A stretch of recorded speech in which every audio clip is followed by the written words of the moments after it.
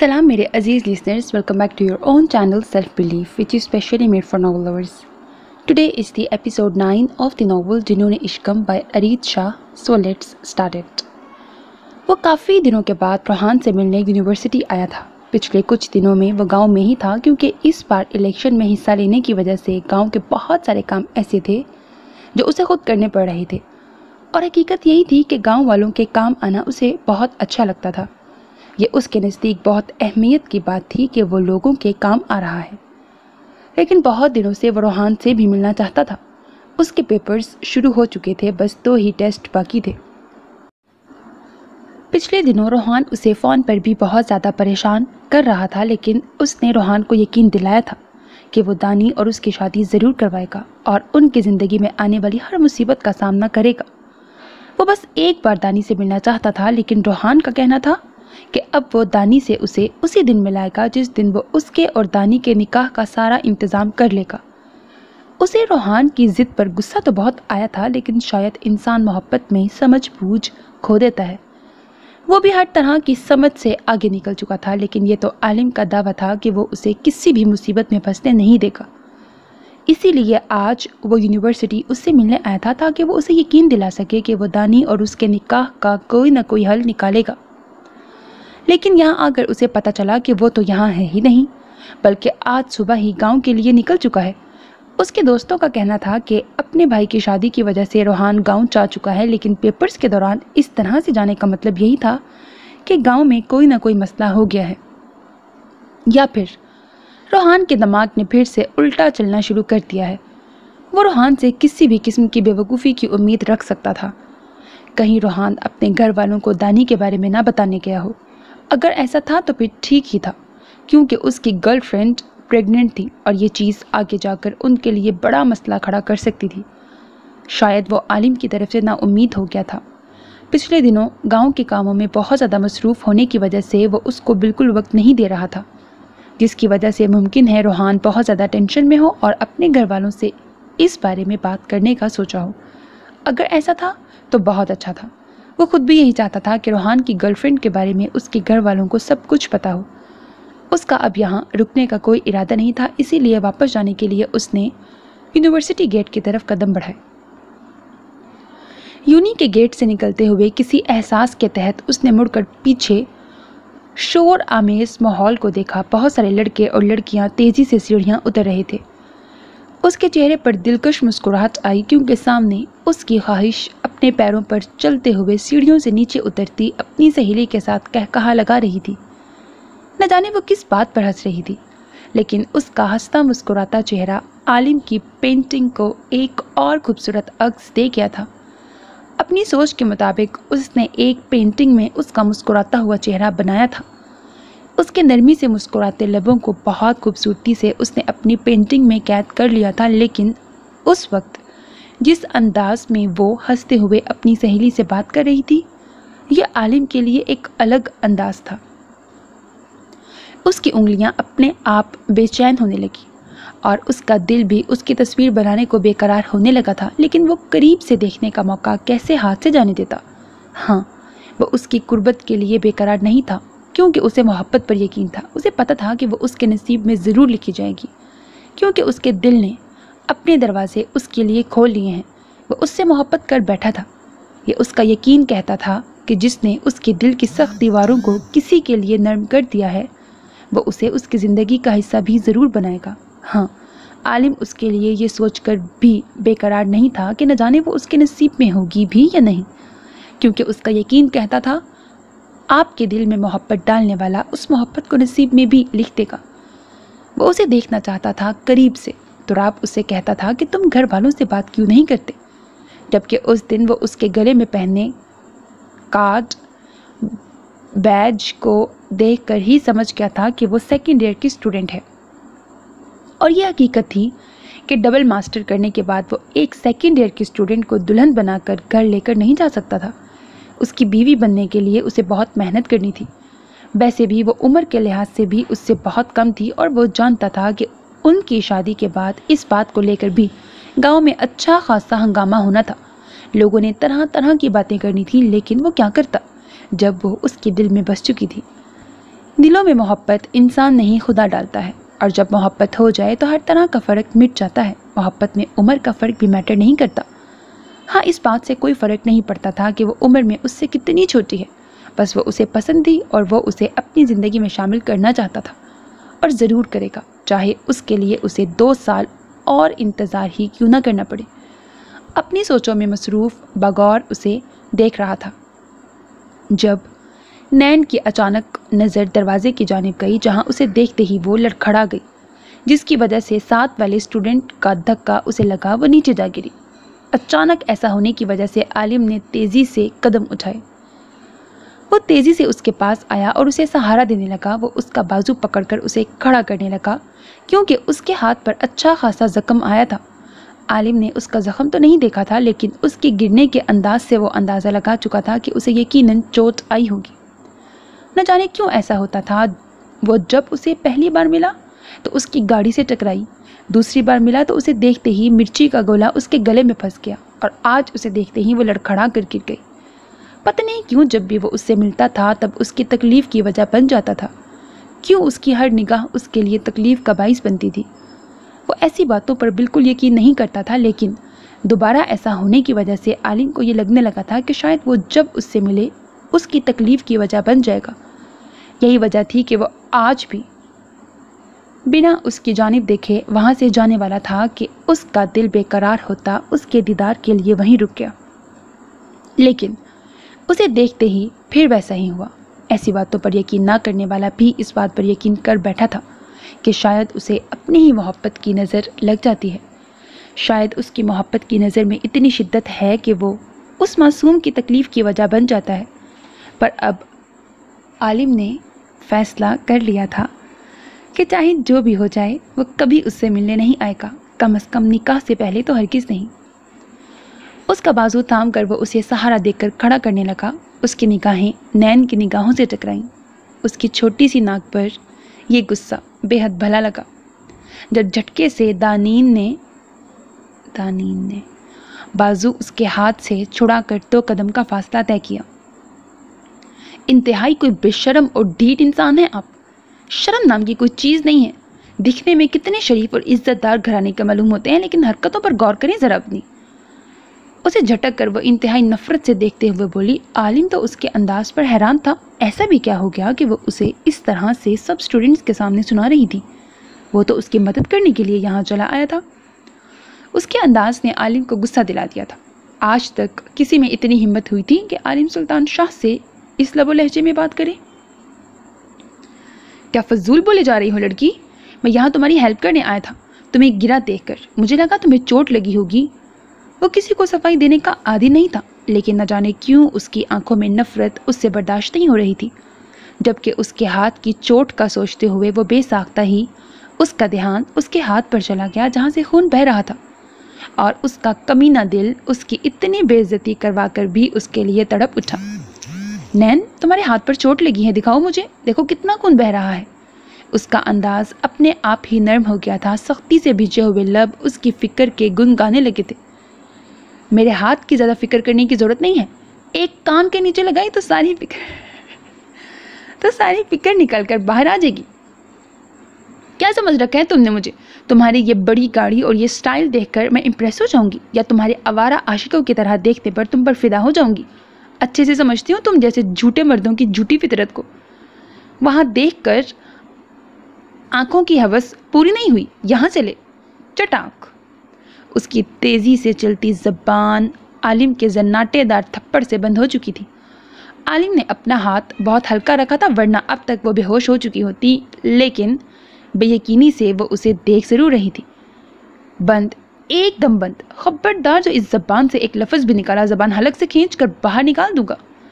کیا لگتا ہے تمہیں میں کوئی آوارہ سڑک چھاپ ہوس پرست عاشق ہوں جو تمہیں دیکھ کر اپنی آنکھوں کی ہوس بجھا رہا ہوں؟ ایسے کون سے سرخاب کے پڑ لگے ہیں تمہارے ساتھ جو میں تمہارے پیچھے پڑا رہوں گا؟ بہت حسین ہو یا آسمان سے اتری کوئی پری ہو کیا تم؟ اوقات کیا ہے تمہاری؟ عالم سلطان شاہ میرا نام سن کر 1000 لڑکیاں کھینچی چلی آتی ہیں، خوبصورت سے خوبصورت لڑکی اپنا حسن میرے قدموں میں بچھاتی ہے۔ میں عالم سلطان شاہ تمہیں دیکھ کر اپنی آنکھوں کی ہوس مٹاؤں گا؟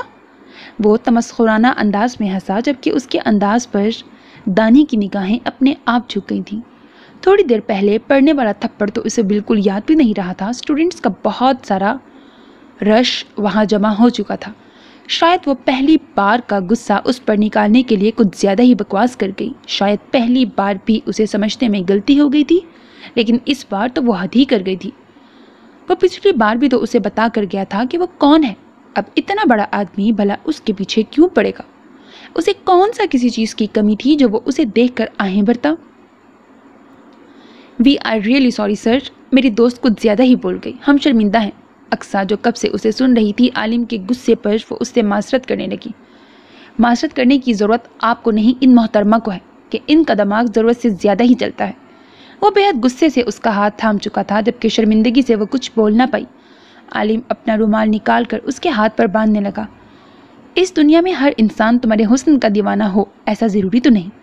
ضروری نہیں کہ ہر انسان ہوس پرست ہو، لیکن کچھ لوگوں کی فطرت بھی ایسی ہوتی ہے۔ بنا بات کو پوری طرح سمجھے ری ایکشن دینا تو تم لوگوں کا فیوریٹ کام ہے۔ بہرحال آئی ڈونٹ کیئر۔ سنو، اسے کسی کلینک لے جانا، ہاتھ میں کافی گہری چوٹ آئی ہے۔ وہ اس کا ہاتھ پیچھے کرتا گاڑی کی جانب بڑھ گیا۔ یہ تم نے کیا کیا دانی؟ ضروری تو نہیں کہ ہر انسان ویسا ہی ہو جیسا ہم سوچتے ہیں، پاس کھڑی ایک لڑکی نے سمجھاتے ہوئے کہا جبکہ باقی سب اسٹوڈنٹس بھی اس سے اتفاق رکھتے تھے۔ ہاں وہ عالم سلطان شاہ ہے، اتنا بڑا آدمی، بھلا اسے کیا ضرورت ہے کسی لڑکی کو چھیڑنے کی؟ دوسری لڑکی نے کہا۔ میرے خیال میں اس دن بھی تو نے اس کی بات کا غلط مطلب نکالا تھا۔ شاید اس کی بات کو ہم نے غلط سمجھا تھا۔ یار وہ بہت ڈیسنٹ اور شریف انسان ہے، میرے خیال میں تمہیں اس سے معافی مانگنی چاہیے، اقصیٰ اسے سمجھاتے ہوئے بولی تو دانی نے ایک نظر اس کے چہرے کو اور پھر عالم کی پیٹھ کو دیکھا جو گاڑی کی طرف بڑھ رہا تھا۔ یہاں موجود سب لوگوں کو یہی لگتا تھا کہ اس نے عالم کی انسلٹ کر کے غلطی کی ہے اور اسے معافی مانگنی چاہیے، جبکہ تھپڑ اس نے اسے مارا تھا، لیکن پھر بھی غلطی اسے اپنی ہی لگ رہی تھی۔ یہی تو عادت تھی اس کی، وہ اپنی غلطی کو فوراً مان جاتی تھی اور وہ جانتی تھی کہ وہ عالم کو ضرورت سے زیادہ سنا چکی ہے، وہ بھی سب اسٹوڈنٹس کے سامنے۔ ہر کوئی اسے ہی دیکھ رہا تھا۔ اس نے اتنے بڑے بزنس ٹائکون کی بہت انسلٹ کر دی تھی۔ اس نے فوراً ہی معافی مانگنے کا فیصلہ کر لیا اور اس کے پیچھے گئی۔ ایکسکیوز می، میری بات سنیں مسٹر سلطان شاہ۔ عالم سلطان شاہ، اس کی پکار اور اپنے ادھورے نام پر اس نے مڑ کر اسے دیکھا۔ جہاں اس کی پکار پر اس کے دل میں ہلچل پیدا ہونے لگی تھی، وہیں اپنے ادھورے نام پر اس کے منہ کے زاویے بگڑ گئے۔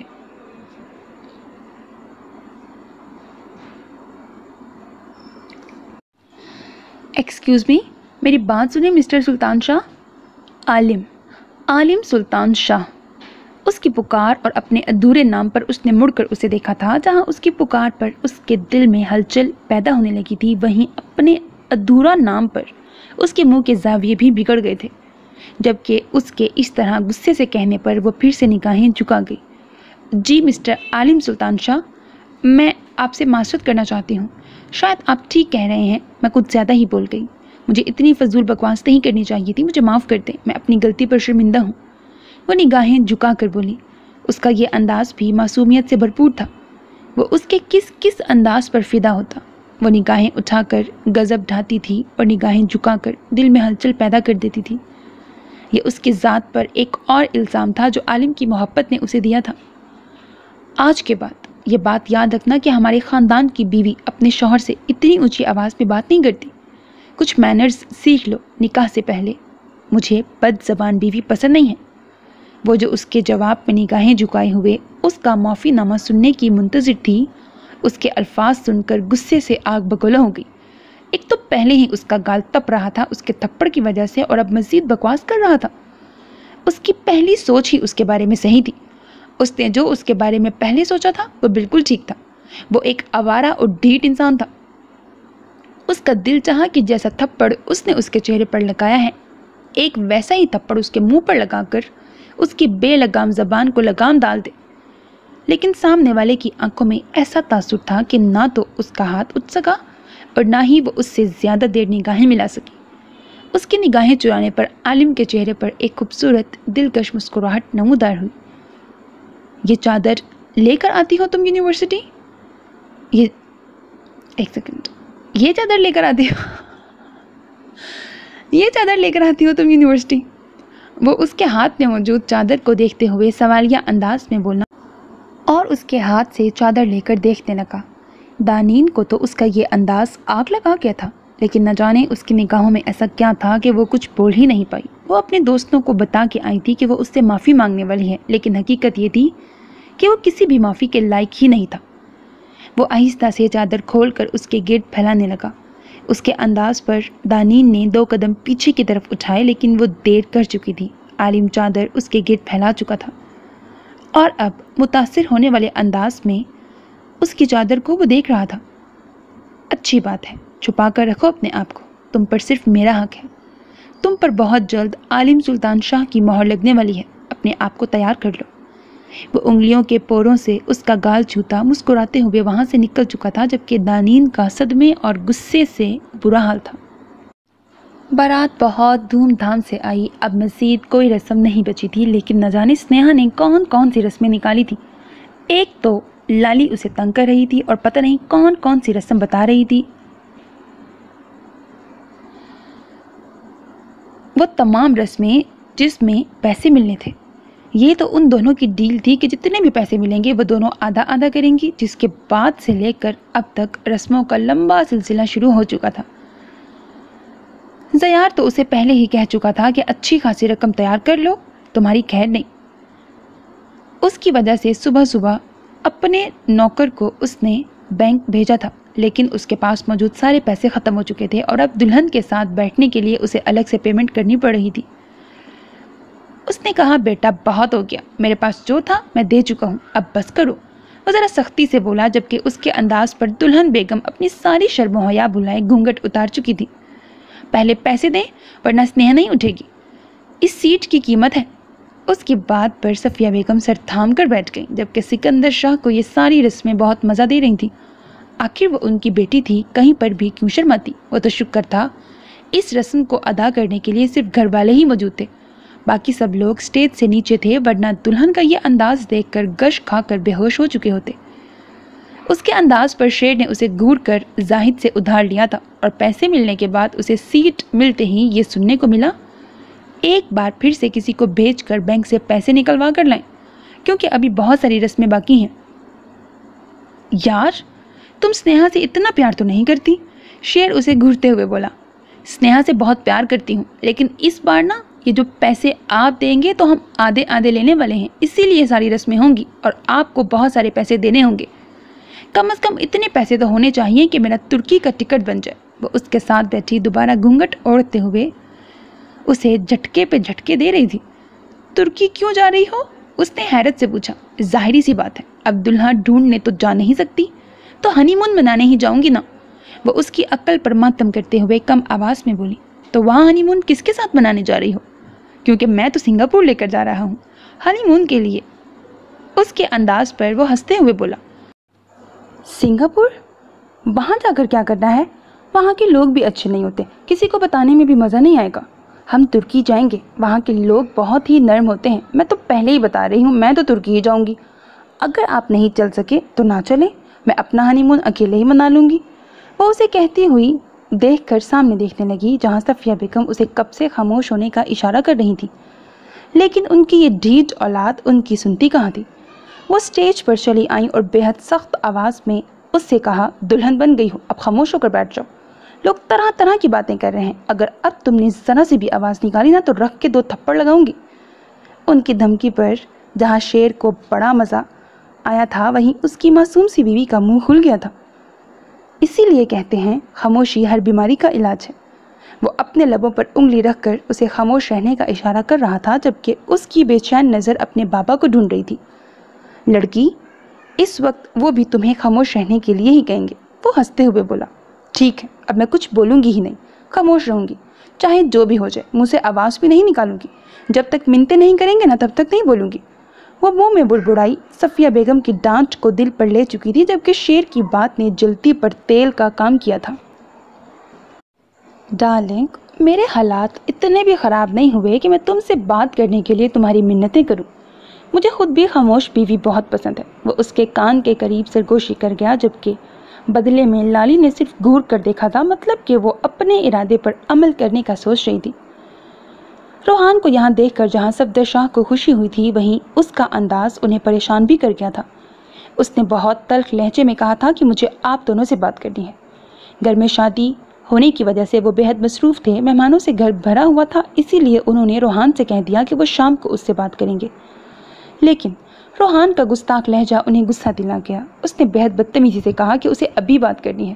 اگر مہمان نہ ہوتے تو شاید وہ اسی وقت اس کی بات سن لیتے، لیکن مہمانوں کے بیچ انہوں نے بس اتنا کہہ دیا کہ وہ بعد میں بات کریں گے۔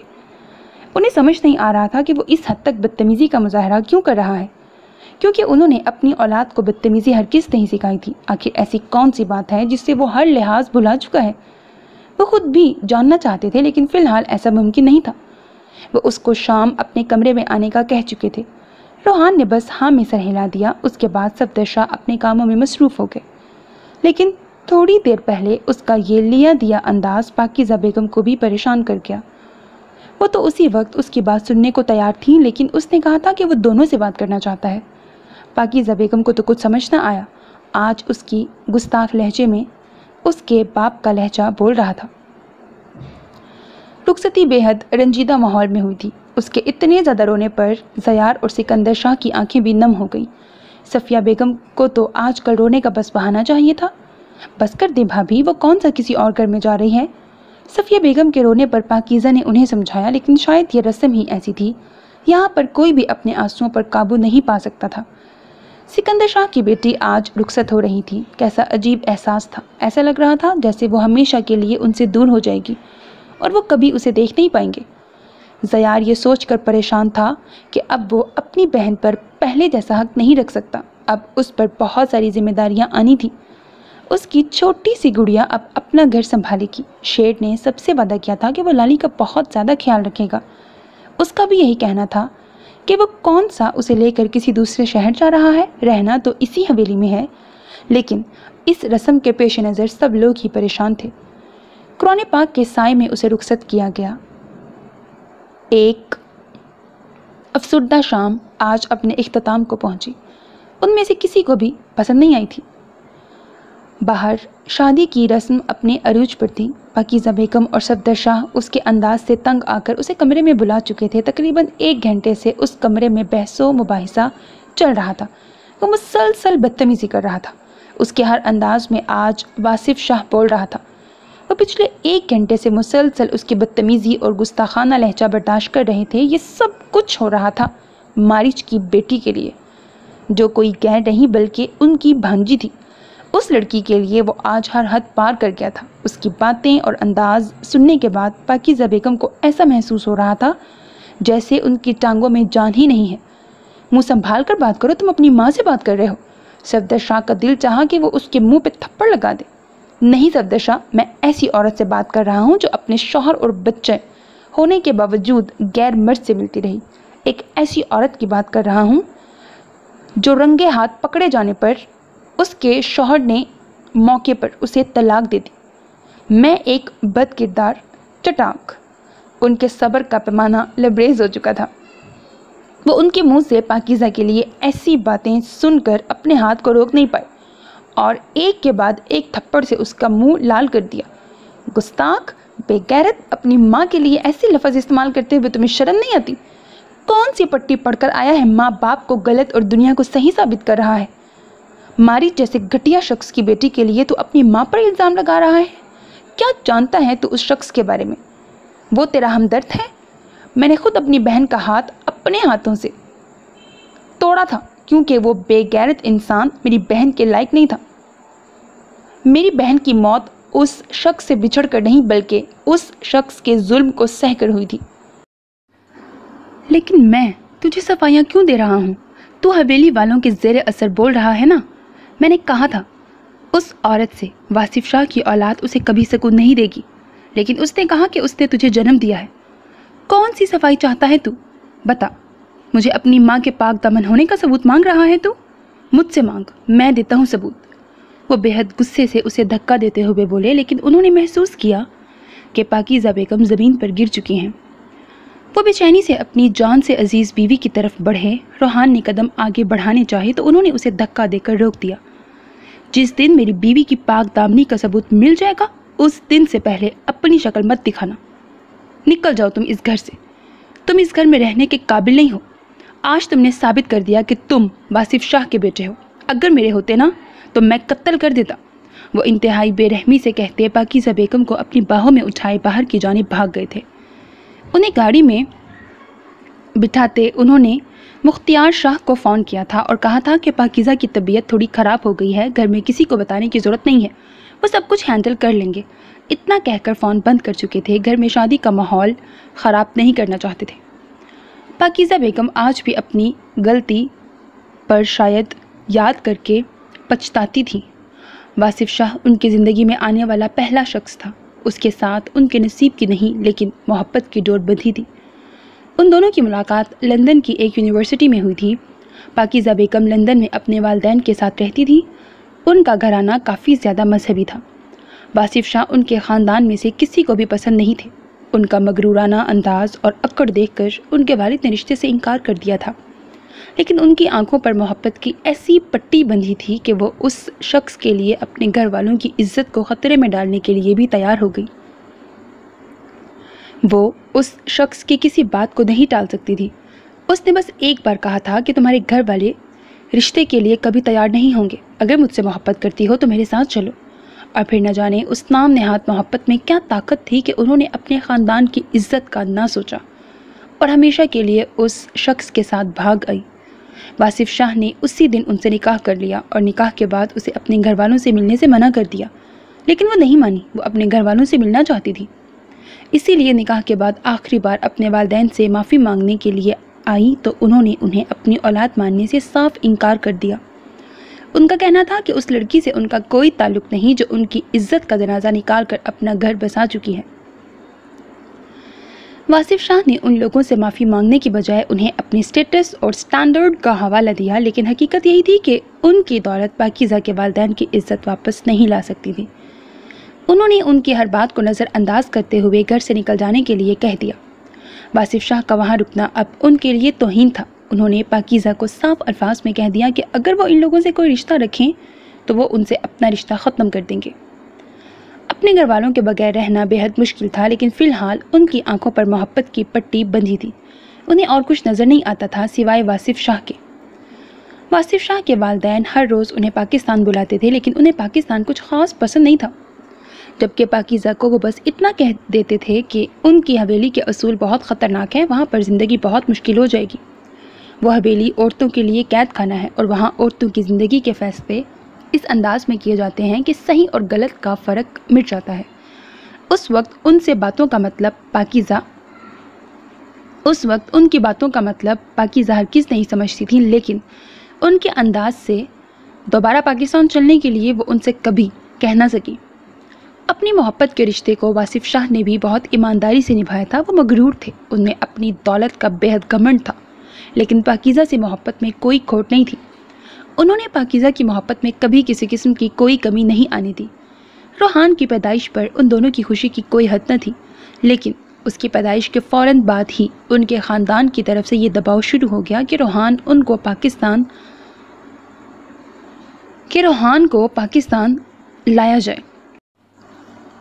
ہر روز فون پر پاکیزہ بیگم اپنی ساس سے سنتی کہ آج روحان کے نام کے بکرے صدقے کیے گئے ہیں، کبھی اس کے نام کے جانور صدقے دیے گئے ہیں۔ انہیں روحان کے لیے خاندان والوں کی محبت بہت اچھی لگتی تھی، بس یہی وجہ تھی کہ وہ اکثر ہی واصف کو پاکستان چلنے کے لیے کہتی، لیکن وہ کسی نہ کسی انداز میں انہیں منع کر دیتے، اور پھر وہ دن بھی آیا جب انہوں نے سختی سے کہہ دیا کہ ایسا ممکن نہیں ہے، ان کا سارا کام لندن میں ہے اور وہ اس طرح سے وہاں نہیں جا سکتے۔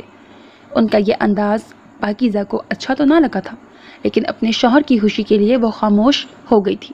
پھر آہستہ آہستہ ان کے جیٹ اور دیور اپنی فیملی کے ساتھ روحان سے ملنے آتے رہے، لیکن ان کی جٹھانی اکثر کہا کرتی تھی تم حویلی میں مت آنا، جہاں ہو وہیں خوش رہو، حویلی کے اصول تم نہیں جانتی، وہاں کے مردوں کے لیے صرف زنا ہی ایک گناہ ہے، باقی کسی گناہ کو خاتے میں نہیں لاتے۔ حویلی کے مرد زنا نہیں کرتے اور باقی کسی گناہ سے انکار نہیں کرتے۔ ان کی باتیں سن کر وہ اپنے آپ کو روک نہیں پائی، اور ان کے جاتے ہی انہوں نے یہ بات واصف شاہ کے سامنے رکھ دی تھی۔ ان کی باتیں سن کر وہ ہنسے اور کہا کہ بھابھی کو یہ خوشی برداشت نہیں ہو رہی کہ تم حویلی کے باہر آزاد زندگی گزار رہی ہو، اور دوسری بات، زنا سے بڑا اور کوئی گناہ نہیں۔ ان کا انداز سمجھانے والا تھا، لیکن پاکیزہ بیگم متجسس ہو گئی۔ کیا کرتے تھے حویلی کے مرد؟ اسے جاننے کا اشتیاق ہونے لگا۔ ایک دن خبر آئی کہ ان کے تیسرے جیٹھ حیدر شاہ نے اپنی بیوی کا قتل کر دیا ہے۔ واصف شاہ نے کہہ دیا کہ یہ جھوٹ ہے، ان کی بھابھی اپنی غلطیوں کی وجہ سے ماری گئی ہے۔ لیکن پاکیزہ کے لیے یہ صدمہ چھوٹا نہ تھا۔ ان کی حویلی کی ایک عورت مر چکی تھی جس کا 7 سال کا معصوم بچہ تھا، اور اس 7 سالہ آنکھوں نے اپنی آنکھوں کے سامنے اپنے باپ کو اپنی ماں کا قتل کرتے دیکھا تھا۔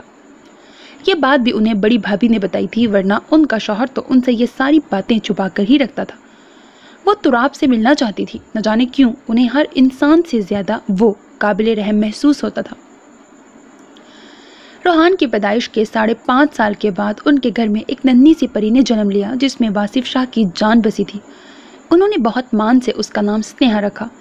جب ایک دن انہیں پتہ چلا کہ ان کی بیٹی کی پیدائش سے پہلے ہی، بلکہ بہت پہلے ہی یہ بات ہو چکی ہے کہ واصف کے گھر میں پیدا ہونے والی پہلی بچی حیدر شاہ کے بیٹے تراب کی دلہن بنے گی، اس بات نے انہیں اندر سے ہلا دیا تھا۔ ایک 10 سال کا لڑکا اور ایک 1.5 ماہ کی بچی، وہ لوگ ایسا سوچ بھی کیسے سکتے تھے؟ انہوں نے صاف انکار کر دیا تھا، وہ کبھی بھی ایسا نہیں کرنا چاہتی تھی۔ انہوں نے کہا تھا سنیہا اپنی زندگی کا فیصلہ خود کرے گی، وہ کبھی بھی اپنی بیٹی کو کسی کی بے حسی کی نظر نہیں ہونے دیں گی۔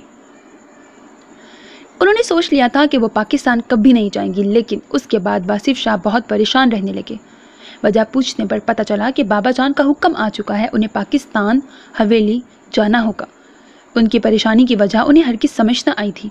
ہاں، لیکن اپنے 6 سالہ بیٹے اور 10 ماہ کی معصوم بچی کو لے کر وہ حویلی آ گئی تھی۔ حویلی میں ان کا ویلکم بہت دھوم دھام سے کیا گیا تھا۔ ایک ہفتہ تو ان کا بہت خوشی سے گزر گیا تھا۔ روحان تو انہیں دیکھنے کے لیے کم ہی نصیب ہوتا، کیونکہ اسے کوئی نہ کوئی اپنے ساتھ لے جاتا۔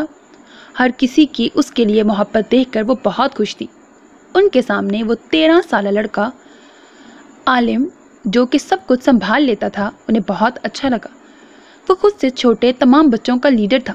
کسی کو کوئی بھی مسئلہ ہوتا تو سب اس کے پاس جاتے تھے، اور عالم نے ان سے بھی وعدہ کیا تھا کہ وہ روحان اور سنیہا کی زندگی میں آنے والے ہر مسئلے کو حل کرے گا، کیونکہ وہ ان کا بڑا بھائی ہے، اور اس کی یہی باتیں پاکیزہ کو بہت اچھی لگتی تھی۔ جبکہ وہ دوسرا لڑکا تراب محبت لفظ سے بھی بے خبر تھا۔ اس کی آنکھوں میں عجیب سی وحشت تھی، وہ کسی سے بات نہیں کرتا تھا۔ اسے زبردستی شام کو کھانے پر بلایا جاتا، صبح اور دوپہر کا کھانا وہ اپنے کمرے میں کھاتا تھا۔ اس کا انداز بہت الگ تھا، اگر کوئی اس سے مخاطب کر کے بات کرتا تب بھی وہ جواب نہیں دیتا تھا، اور یہ آج سے نہیں بلکہ 5.5 سالوں سے ایسا ہی تھا۔ اس کا یہ انداز پاکیزہ بیگم کے ساتھ بھی ایسا ہی تھا۔ 2-3 بار انہوں نے اس سے بات کرنے کی کوشش کی تو وہ نظر انداز کرتا آگے بڑھ گیا، یا تو وہ اپنے کمرے سے نکلتا نہیں تھا، اگر نکلتا تب بھی ایک ہی جگہ بیٹھا رہتا۔ اس کی نظروں میں نرجس بیگم کے لیے اتنی نفرت تھی کہ وہ تو اس کی طرف جاتی ہی نہیں تھی۔ ایک بار حیدر صاحب نے نرجس بیگم کو کافی سختی سے کہا کہ ان کے بیٹے کا خیال رکھنا، اور نرجس بیگم بھی فرض نبھانے کے لیے تراب کے کمرے میں چلی گئی، جہاں پر اس نے ان کے سر پر واز دے مارا تھا۔ ان کا سارا چہرہ خون سے لت پت تھا۔ حیدر شاہ نے تراب کی غلطی کا احساس دلانے کے لیے اسے تھپڑ تک دے مارے تھے، لیکن وہاں کوئی اثر نہیں تھا۔ شاید وہ ہر کسی سے نفرت کرتا تھا، اگر کسی سے بات کرتا تو صرف عالم سے۔ انہیں وہ بہت پیارا سا لڑکا اچھا تو بہت لگا، لیکن کاش اس کی آسانی کے لیے وہ کچھ کر پاتی۔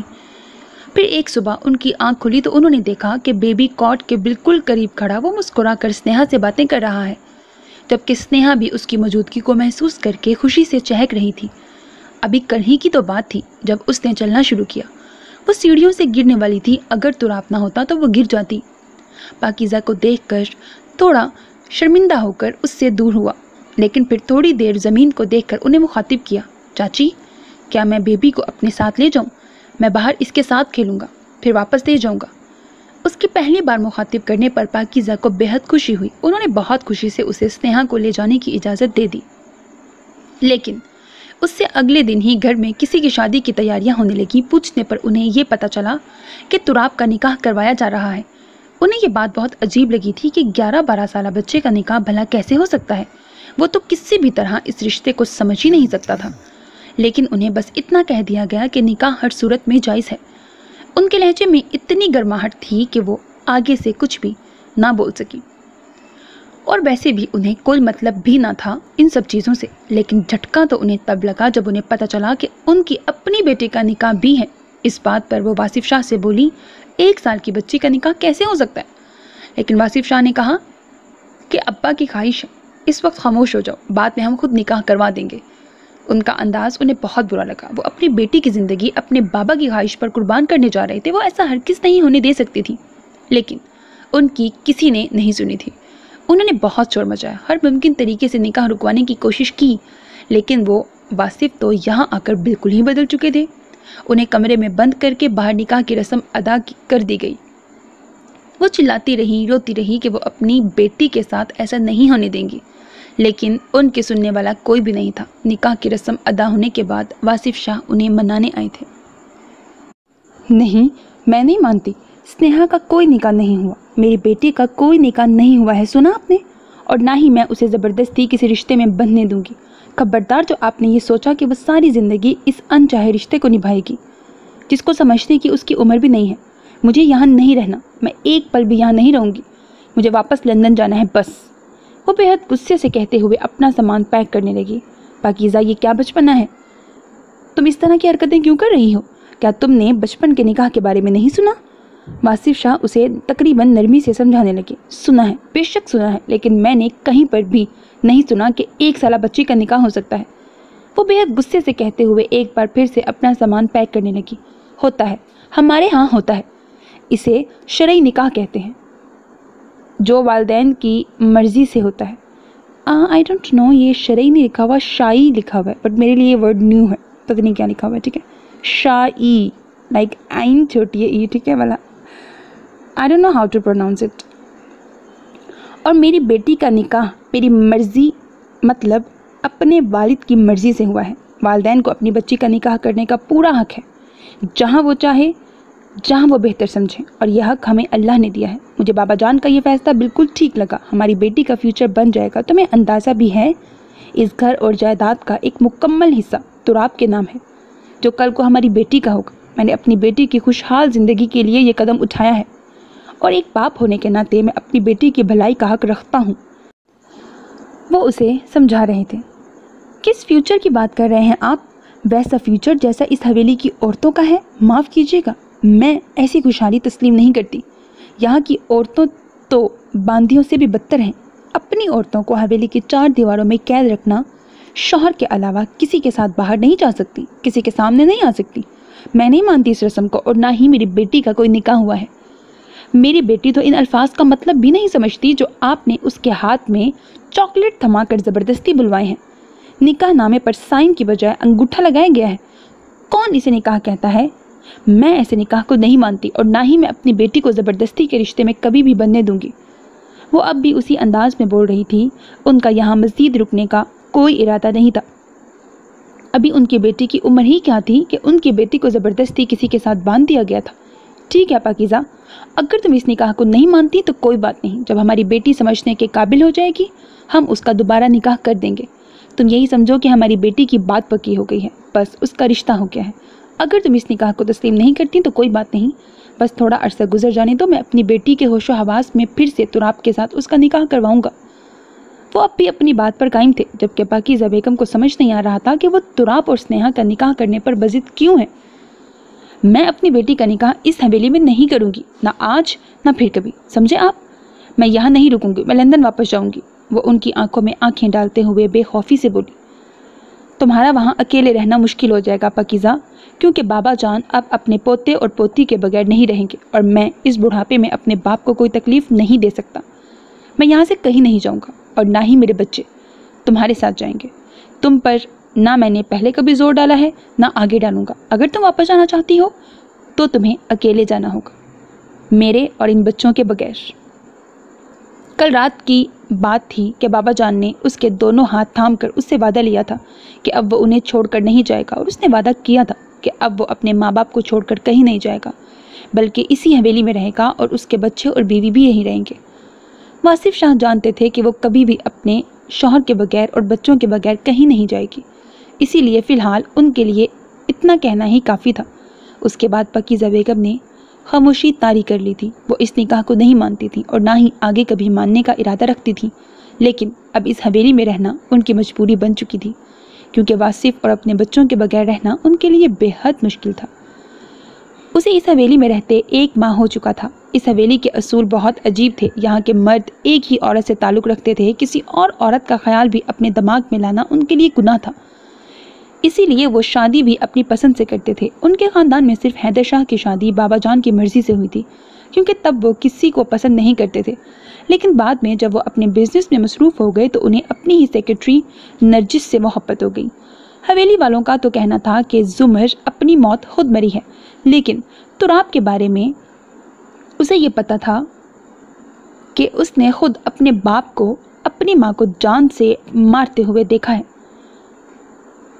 तुराब का अंदाज अब बदल चुका था। निकाह के बाद से लेकर अब तक स्नेहा के साथ वो ज़्यादा वक्त गुजारता था। वो बिना किसी की इजाज़त के उसे अपने साथ ले जाता, कभी लॉन में उसके साथ खेलता तो कभी उसे झूले पर बिठाकर तब तक झूला झुलाता रहता जब तक वो ऊंची ऊंची आवाज़ में रोने लगती।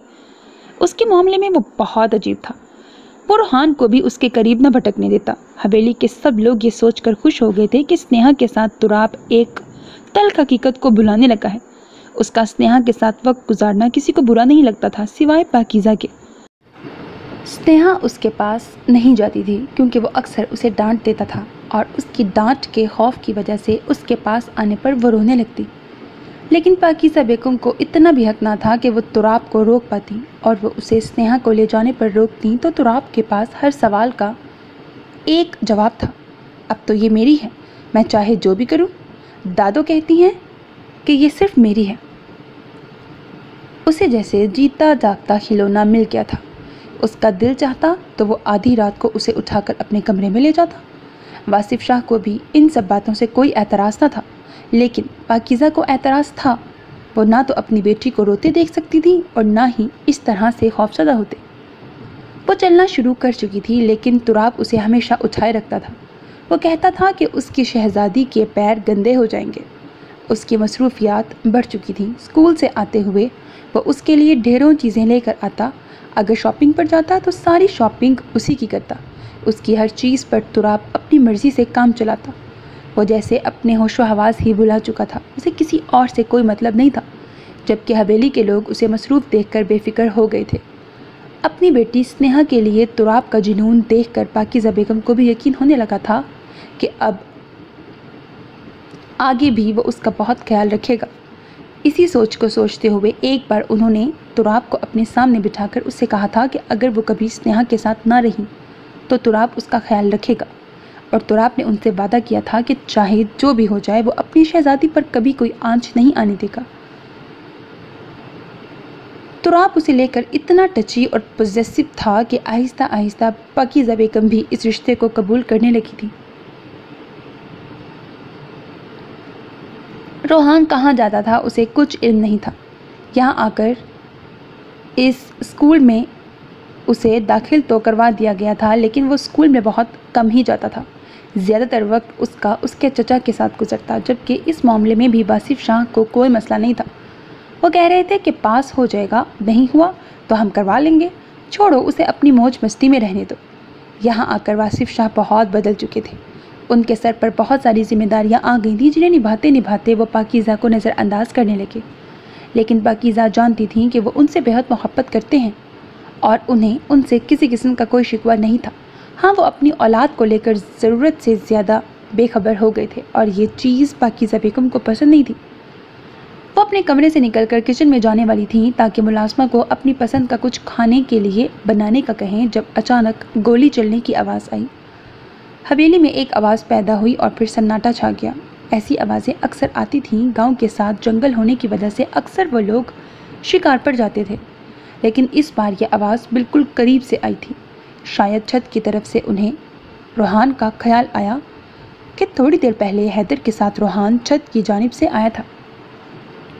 उन्हें यकीन था कि यह गोली हैदर शाह ने चलाई है और न जाने वहाँ उनके बेटे का क्या हाल हुआ होगा, जो ज़रा सी आवाज़ से खौफजदा हो जाता है। वो وہ پریشانی سے تیزی سے حویلی کے اندر موجود سیڑھیاں طے کرنے لگی۔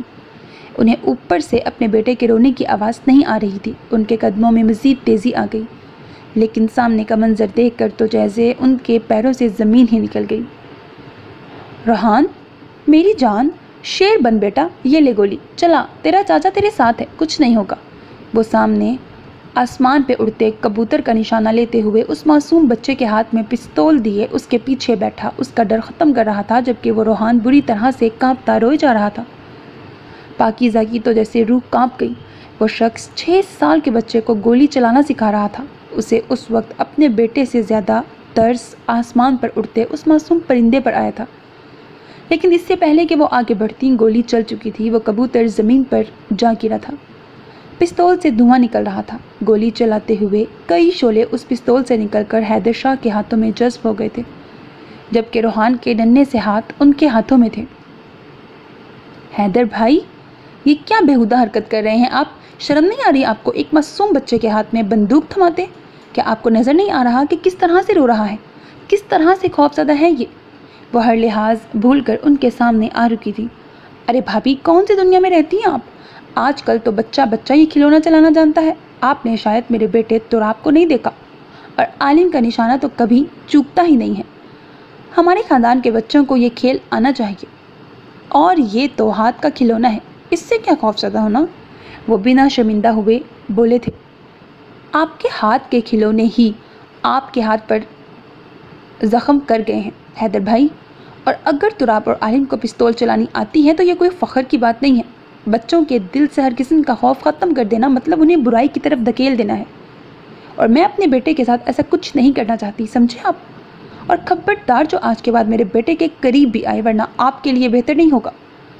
وہ بے حد غصے سے کہتی اپنے روتے بلکتے روحان کو اٹھا کر نیچے جا چکی تھی۔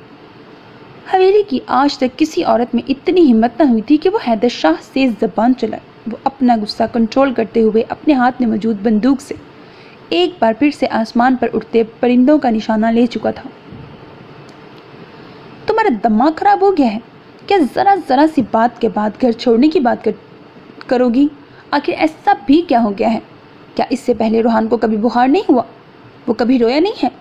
وہ بے حد غصے سے بول رہے تھے، جبکہ پاکیزہ بیگم کے پاس ہر سوال کا ایک ہی جواب تھا۔ ان کا بیٹا خوف کے زیر اثر اس کنڈیشن میں پہنچا ہے، اور اب وہ اس حویلی میں ان لوگوں کے ساتھ نہیں رہ سکتی۔ تمہیں سمجھ نہیں آ رہا کہ بابا کی طبیعت خراب ہے؟ میں کسی بھی حال میں سنیہا اور روحان کو ان سے دور نہیں ہونے دوں گا۔ گاؤں کی ساری ذمہ داری میرے سر پر آ پڑی ہے۔ میں تمہارے ساتھ کہیں نہیں جا سکتا، مجھے یہیں پر رہنا ہے۔ اگر ہم نے پاکستان چھوڑا تو شاید بابا مجھے کبھی معاف نہیں کریں گے۔ تو ٹھیک ہے، اگر آپ پاکستان نہیں چھوڑ سکتے تو میں آپ کے ساتھ کسی قسم کی کوئی زبردستی نہیں کروں گی، لیکن میرے بچے اس حویلی میں نہیں رہیں گے۔ آپ کے بابا کو میرے بچوں سے ملاقات کرنے کا شوق ہے تو آپ ہفتے میں 1-2 بار بابا سے ملوانے انہیں لے آئیے گا، لیکن میں اس ماحول میں اپنے بچوں کی پرورش نہیں کر سکتی۔ مجھے الگ مکان چاہیے، وہ بھی اس حویلی سے بہت دور، جہاں میں سکون سے اپنے بچوں کی پرورش کر سکوں۔ وہ فیصلہ کرتے ہوئے بولی۔ واصف شاہ پاکیزہ کی کنڈیشن کو سمجھتے تھے۔ حویلی کا ماحول ان کی بھی نظروں میں واضح تھا۔ وہ پہلے ہی جانتے تھے کہ پاکیزہ یہاں ایڈجسٹ نہیں کر پائیں گی۔ اس کے لیے آج ان کے صاف الفاظ میں کہنے پر انہوں نے صرف ہاں میں سر ہلا دیا، مطلب ان کے الگ رہنے پر انہیں کوئی اعتراض نہیں تھا۔ وہ نہیں جانتے تھے کہ گھر میں سب لوگوں نے کس طرح سے اجازت دی تھی۔ سب کچھ واصف شاہ نے خود کیا تھا، اور اب وہ اپنا نیا گھر دیکھنے شہر جا رہے تھے۔ سب کو انہوں نے یہی کہا تھا کہ پاکیزہ گاؤں کے ماحول میں ایڈجسٹ نہیں کر پا رہی، پر زیادہ لوگوں نے اعتراض بھی نہیں اٹھایا تھا۔ بس وہ لوگ چاہتے تھے کہ بچے ان کے پاس رہیں اور بچے ان کے ساتھ ہی تھے۔ ایسا کوئی مسئلہ نہیں تھا۔ یہ کوئی چھوٹا سا نہیں بلکہ بہت بڑا گھر تھا اور شہر کے بیچوں بیچ تھا۔ یہاں ہر چیز کی آسانی تھی۔ سنیہا اور روحان یہاں آ کر بہت خوش تھے، جبکہ اب پاکیزہ بھی بے فکر ہو چکی تھی۔ انہیں لگا نہیں تھا کہ سب کچھ اتنی آسانی سے ہو جائے گا۔ واصف شاہ زیادہ گاؤں میں ہی رہتے تھے، ہفتے میں 1-2 دن ان کے ساتھ اور باقی گاؤں میں ہی رہتے، کیونکہ گاؤں کی بہت ساری ذمہ داری ان کے سر پر آ چکی تھی اور بہت ساری دشمنیاں بھی۔ وہ خود بھی اپنے بچوں کو ایک محفوظ جگہ پر چھوڑنا چاہتے تھے، اور اب وہ بے فکر ہو کر اپنے کام سر انجام دینے لگے۔ وہ بیڈ پر لیٹی کب سے اپنے ماضی کو سوچے جا رہی تھیں جب صفدر شاہ نے کمرے میں قدم رکھا۔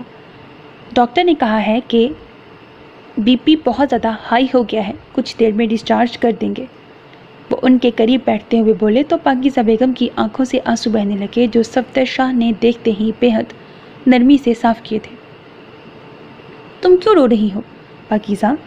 میں جانتا ہوں کہ تم اپنے نام کی طرح پاکیزہ ہو، کوئی ضرورت نہیں ہے تمہیں کسی کو بھی صفائی دینے کی یا کسی کے لیے آنسو بہانے کی۔ روحان کسی اور کی زبان بول رہا ہے، جب اسے اپنی غلطی کا احساس ہوگا تمہارے پیر پکڑ کر معافی مانگے گا۔ وہ ان کے ہاتھ تھامتے ہوئے بولے تو پاکیزہ بیگم نہ چاہتے ہوئے بھی پھوٹ پھوٹ کر رونے لگی۔ نہیں، مجھے افسوس اس بات کا نہیں کہ میرے بیٹے نے میرے کردار پر شک کیا، میرے دامن پر انگلی اٹھائی۔ صفدر، مجھے افسوس اس بات کا ہے کہ روحان نے آج اپنے باپ کی زبان بولی، اس نے ثابت کر دیا کہ وہ شاہ حویلی کا خون ہے۔ کاش میں آپ کے سامنے یہ شرط نہ رکھتی کہ مجھے اپنے بچوں کے علاوہ اور اولاد کی خواہش نہیں، تو یقین کریں آج مجھ پر انگلی اٹھانے والے واصف شاہ کے بیٹے کو دوسری سانس لینے کی اجازت نہ دیتا۔ آپ کا غیرت مند بیٹا، میں نے آپ کو باپ بننے کا حق نہیں دیا، اور آج میں اس بات پر پچھتا رہی ہوں کہ میں نے یہ شرط رکھی تھی اس اولاد کے لیے، تاکہ جب وہ کچھ بولنے کے قابل ہوں تو مجھ پر ہی انگلیاں اٹھائیں۔ صفدر، اس کے منہ سے یہ سننے سے پہلے مجھے موت کیوں نہیں آ گئی؟ کون سی ماں اپنے بیٹے کے منہ سے ایسے الفاظ سننے کے بعد زندہ رہتی ہے؟ وہ آنسو بہاتے ہوئے سوال کر رہی تھیں جبکہ صفدر شاہ نے نرمی سے ان کے ہاتھ چومتے ہوئے انہیں کچھ بھی نہ بولنے کے لیے کہا، کیونکہ اس وقت ان کے دماغ پر ڈپریشن اس حد تک سوار تھا کہ حالت بگڑ سکتی تھی۔ وہ انہیں مزید ٹینشن لینے کی اجازت نہیں دے سکتے تھے۔ مت سوچو پاکیزہ، یہ ساری باتیں اپنے دماغ سے نکال دو۔ تمہاری پاکیزگی کا گواہ تمہارا شوہر ہے۔ اگر وہ واصف شاہ کی زبان بول سکتا ہے تو یہاں مقابلہ کرنے کے لیے تمہارا شوہر ہی کافی ہے۔ لیکن ابھی ہمیں گھر چلنا ہوگا، اب تک تو ساری رسم ادا ہو چکی ہوگی۔ صبح ولیمہ ہے، اس کے لیے میں نے تمہیں ڈسچارج کروایا ہے، ورنہ میں تمہیں ہسپتال میں کچھ دن رکھنے کا ارادہ رکھتا تھا کہ تمہاری طبیعت مزید خراب نہ ہو۔ وہ اسے سمجھاتے ہوئے بولے۔ وہ انہیں ہر طرح کی ٹینشن سے دور کرنا چاہتے تھے۔ پاکیزہ بیگم جتنا اللہ کا شکر ادا کرتی اتنا کم تھا، جس نے انہیں اتنے اچھے شوہر سے نوازا تھا، جس نے زندگی کے ہر موڑ پر آنکھیں بند کر کے ان پر اعتبار کیا تھا۔ کسی میں اتنی ہمت نہ ہوئی کہ پاکیزہ بیگم پر انگلی اٹھاتا، اور آج ان پر انگلی اٹھانے والا کوئی اور نہیں، ان کا اپنا بیٹا تھا۔ سنیہا، انتہا ہو چکی ہے یار، نہیں ہے میرے پاس پیسے، کہاں سے لا کر دوں؟ اب بس کر دو بیٹا، وہ سمجھا رہا تھا۔ مجھے نہیں پتا، میں آپ کو یہ بھی بتا دوں کہ یہ سب سے اہم رسم ہے، اگر آپ نے اس میں پیسے نہیں دیے نا تو آپ کمرے کے اندر نہیں جا سکتے، اور میں آپ کو جانے بھی نہیں دوں گی۔ وہ پوری طرح دروازے پر پھیلنے کی کوشش کر رہی تھی، جب نہیں پھیل سکی تو دروازے کو لاک لگا کر چابی اپنے پاس رکھ لی۔ اچھا بابا ٹھیک ہے، ادھار کر لو، ایسا کرو کسی پیپر پر لکھوا لو کہ مجھے تمہیں پیسے دینے ہیں، یا چیک سے کام چلا لو۔ وہ کچھ سوچتے ہوئے بولا، ڈیل اچھی تھی، اس کے بارے میں سوچا جا سکتا تھا۔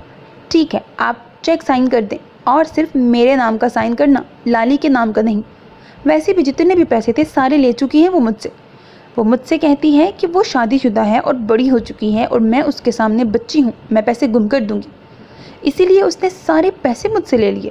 اب میرے پاس کچھ بھی نہیں ہے، اسی لیے آپ کو میرا نام لکھ کر ہی دینا ہوگا کہ سارے پیسے میرے ہوں گے۔ وہ سوچتے ہوئے بولی۔ اس کی ڈیل پر زیار اور زاہد دونوں نے ہی ہاں میں سر ہلایا۔ شیر نے اپنی جیب سے چیک بک نکالتے ہوئے اس پر سائن کر دیا۔ اب راستے سے ہٹو، دروازہ کھولو، تو ہی یہ چیک تمہارے ہاتھ میں جائے گا، وہ شرط رکھتے ہوئے بولا تو سنیہا نے فوراً دروازہ کھولا اور دروازے سے ہٹ کر اسے راستہ دیا۔ اس کے انداز پر شیر نے مسکرا کر چیک اس کے حوالے کرتے ہوئے اس کے گال کھینچے اور کمرے میں غائب ہو گیا۔ جب سنیہا نے سارا دھیان اپنے چیک پر کیا جس پر 1000 روپے کی اماؤنٹ لکھی تھی، شیر ادا، یہ 1000 پی کے کا مطلب کیا ہے؟ سنیہا سوچتے ہوئے بولی۔ اس کے بہت بار غور کرنے کے بعد بھی اس پر 1000 روپے ہی لکھا تھا۔ پیاری بہنا، 1000 پی کے کا مطلب ہے 1000 ہی۔ تمہارا دلہا بھائی تمہیں بیوقوف بنا گیا ہے، اور تمہاری دلہن بہن تمہارے پاس موجود ساری رقم لوٹ چکی ہے۔ مجھے سمجھ نہیں آ رہا پارٹنرز تم دونوں تھیں یا دلہا اور دلہن؟ اس کے کھلے منہ کو بند کرتے ہوئے زیار سمجھاتے ہوئے ہنسا، جبکہ سنیہا کا تو دل چاہا کہ وہ پھوٹ پھوٹ کے روئے۔ مطلب وہ اتنی بے وقوف تھی کہ اس کے ساتھ اتنی بڑی بے ایمانی کر دی گئی تھی۔ وہ تو اس رقم کو $1000 سمجھ رہی تھی، جس کو سمجھ کر وہ خوش بھی تھی، لیکن صرف $1000۔ لالی کو سب کچھ دینے کے بعد بھی اس کے ہاتھ میں صرف $1000 ہی آئے تھے۔ وہ اس غم اور صدمے کے ساتھ صفیہ بیگم کے کمرے میں گئی تھی تاکہ ان کی لاڈلی کی شکایت لگا سکے، جبکہ اس کے بے وقوف بن جانے پر گھر کا ہر فرد کہے لگا کر ہنس رہا تھا۔ لیکن پھر زیار کو اس پر ترس آ ہی گیا، جس پر اس نے اپنی جیب سے سنیہا کو اپنا کارڈ دے کر کھول کر شاپنگ کرنے کی اجازت دے ڈالی۔ چلو شیر ادا نہ صحیح، زیار ادا کو تو اس معصوم پر ترس آ ہی گیا تھا، وہ اس میں ہی شکر گزار تھی۔ اس نے کمرے میں قدم رکھا تو بیڈ پر اپنا لہنگا بچھائے فل گھونگھٹ لیے شاید اسی کی منتظر تھی۔ وہ اسے ٹھیک سے دیکھ نہیں پایا تھا کیونکہ سارا دن ہی وہ گھونگھٹ میں رہی تھی۔ بس ایک ذرا سی جھلک دیکھی تھی اس کی، جس کی اس نے اور سنیہا کے ساتھ مل کر اچھی خاصی پیمنٹ وصول کی تھی، لیکن اب کوئی روک ٹوک نہیں تھی۔ آج وہ سکون سے اپنی دلہن سے ملنے آیا تھا۔ مہندی کی رات جو خواہش ادھوری رہ گئی تھی وہ اسے آج پورا کرنے کا ارادہ رکھتا تھا۔ آہستہ آہستہ قدم اٹھاتا اس کے بالکل پاس آیا اور بنا اس کا گھونگھٹ اٹھائے آہستہ سے اس کی گود میں اپنا سر رکھا۔ میرا دل تو چاہ رہا ہے میں تمہارا گھونگھٹ اٹھاؤں، لیکن مجھے ڈر ہے کہ یہ نہ ہو کہ تمہارا حسین روپ دیکھ کر میں اپنے جذبات کو قابو میں نہ کر سکوں۔ پھر تمہیں ہی دکھ ہوگا کہ میں نے تو شادی میں تمہیں گفٹ بھی نہیں دیا، اسی لیے پہلے ساری رسم بعد میں پیار، کیونکہ تمہیں شکایت ہے نا کہ سب تم سے پیار کرتے ہیں، میں نہیں کرتا، تو آج کی رات تمہاری ساری شکایت بھی دور کر دوں گا۔ شیر مدہوش کن انداز میں کہتا اس کی مہندی سے سجے ہاتھوں کو اپنے لبوں سے لگائے آنکھیں بند کیے ان کی خوشبو کو اپنے سینے میں اتار رہا تھا، اور پھر اس نے اس کے نازک سے ہاتھ کھول کر اپنا نام دیکھا۔ اس کے چہرے پر بے حد دلکش مسکراہٹ آئی تھی۔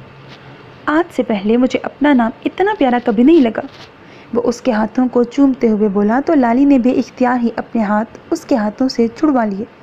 شاید وہ شرما رہی تھی، بلکہ یقیناً وہ شرما ہی رہی تھی۔ اس کی لالی آج لال پیلی ہو رہی تھی۔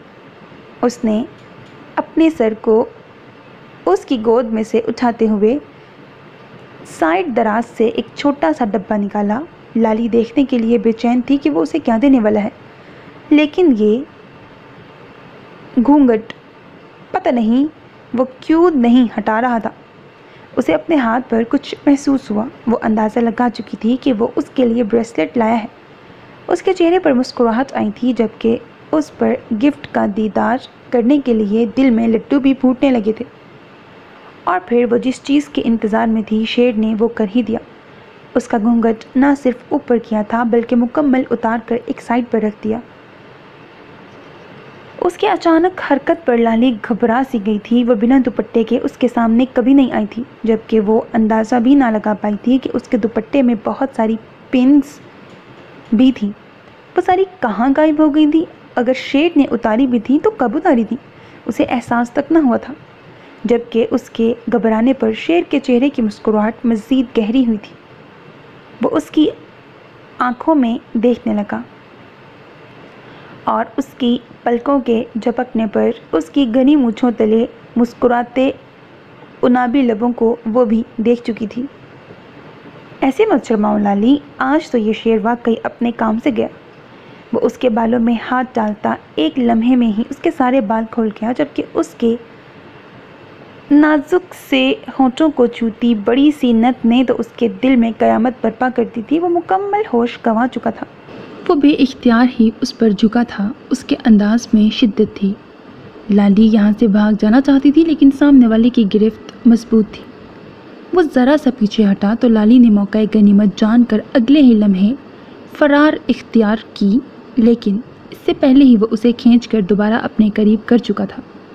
بے اختیار ہی وہ اس کے سینے سے آ لگی، جبکہ اگلے ہی پل وہ اس پر جھکتا اس کی سوچ سے زیادہ اس کے لیے مشکلات پیدا کر گیا تھا۔ پہلے بتایا تھا نا، جب گھونگھٹ اٹھاؤں گا تو اپنے قابو میں نہیں رہوں گا، پھر کیوں بھاگ رہی ہو مجھ سے؟ जानती नहीं हो क्या तुम्हारा शेर कितना बेकरार है तुमसे मुलाकात के लिए, और मैं जानता हूँ इंतज़ार तो तुम्हें भी था। उसकी बातों से उसकी नाजुक सी जान मज़ीद मुश्किल में आ रही थी।